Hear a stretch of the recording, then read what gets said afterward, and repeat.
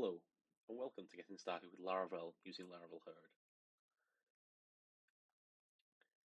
To get started, the first thing you're going to want to do is visit the Laravel Herd website and download for macOS. Once you have this, you should be able to open Herd. You will see that no sites are currently created. To create a site, press the plus button, New Laravel project, no starter kit. We're just going to call this Laravel test.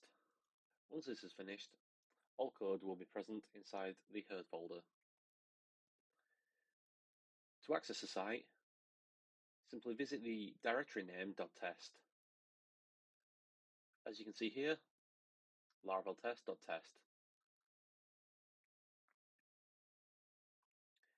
Laravel Herd comes with a few different things.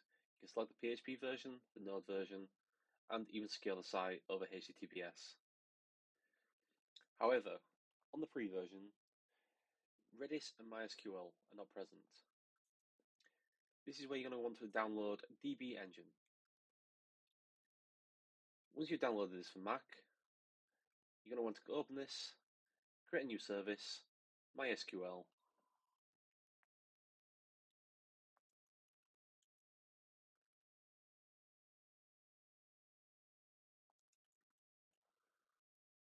automatically start this on login, and press create. You're also going to want a Redis instance. Again, starting this on login if needed. You're going to want to start both these services.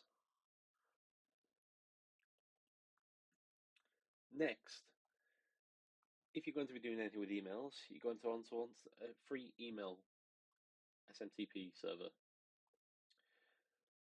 I would recommend mailpit, and the easiest way to install this is via brew. If you don't already have brew installed, it can be done following the brew website. Once this is done, you're going to want to run the brew install command. So we want brew install mailpit.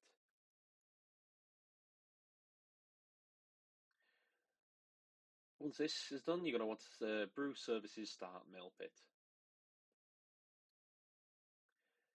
To check that this is working, you can go to localhost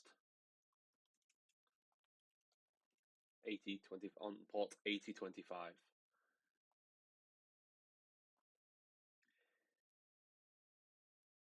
This should be everything you need to get up and running with Laravel using Laravel Herd, DBngin, and mailpit.